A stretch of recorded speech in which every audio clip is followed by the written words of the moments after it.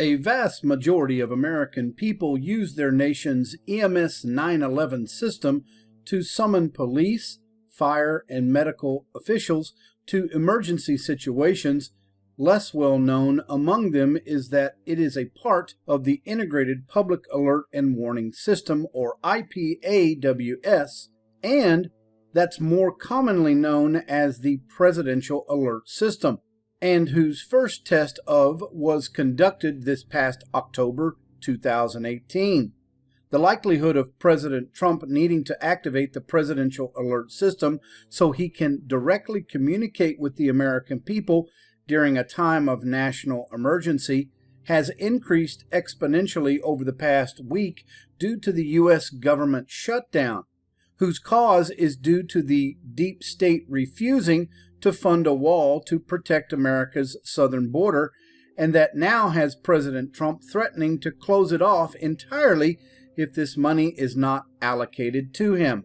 Buried within this government shutdown standoff between President Trump and his deep state enemies is a deadly ticking time bomb set to explode, hopefully not, but on February 1st, 2019, and is when money will no longer be available to pay over 38 million Americans their food stamp rations, and whom the deep state and its leftist radical allies plan to exploit by flooding them into the streets of their country to stage food riots as cover to begin the immediate impeachment of both Trump and Vice President Mike Pence, and install into power the soon-to-be Democratic Party U.S. Speaker of the House, Nancy Pelosi, and about which President Trump has received his final warning from the deep state mouthpiece, the New York Times, in their article titled "The Inevitability of Impeachment," unquote,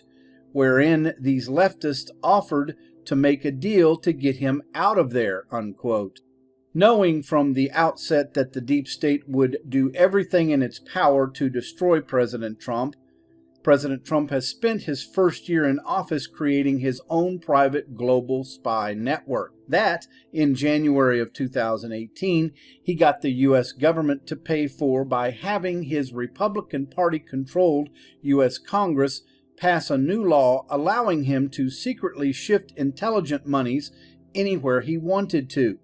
That is overseen by Steven Feinberg, the man who already controls one of the largest military contractors in the United States, named DynCorp International, and who is now the head of the President's Intelligence Advisory Board, or PIAB.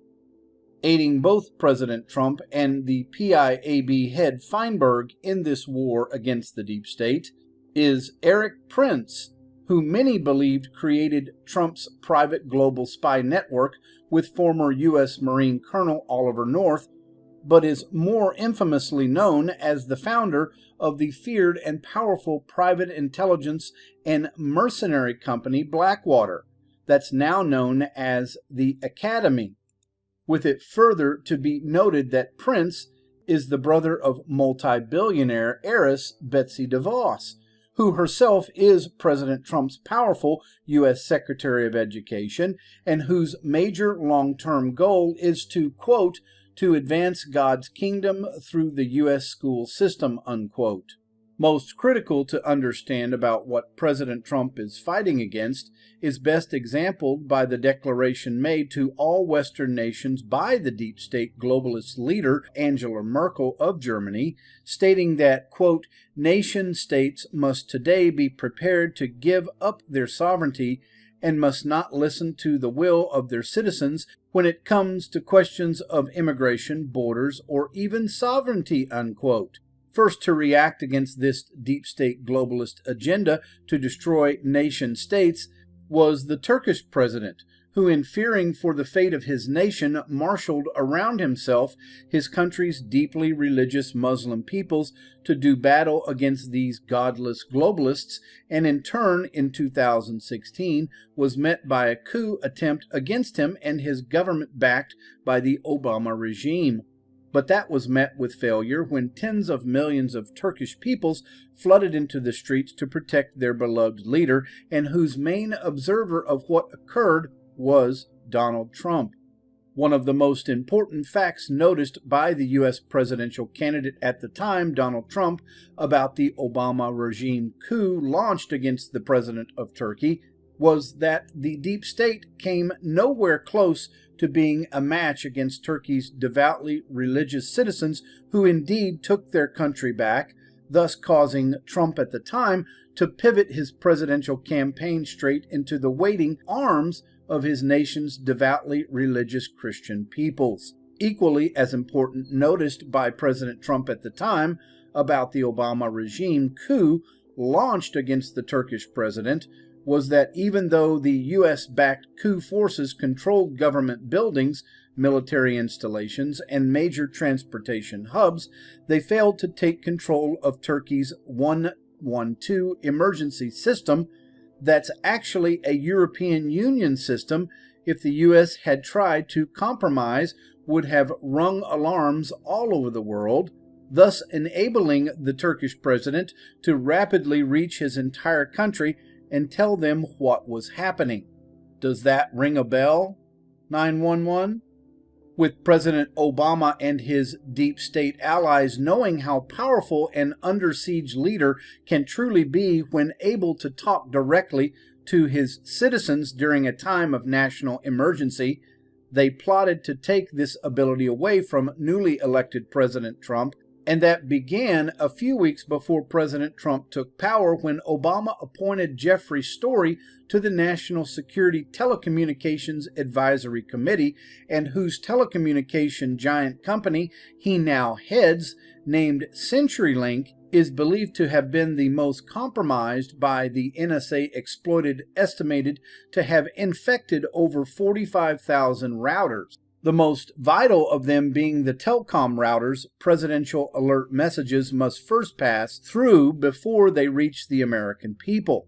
With CenturyLink routers crashing all over the United States during the past 24 hours that followed Blackwater's warning message, quote, "We are coming," now computer intelligence experts have determined that the NSA has now patched this exploit, and in the process destroying the coding in nearly all of the telecom routers CenturyLink had securely directed not to send out alert messages from President Trump, thus leaving Trump still able to directly communicate with the American people, and whom, like the Turkish president and his peoples in 2016, might soon find themselves called into the streets to protect their leader and their nation as well.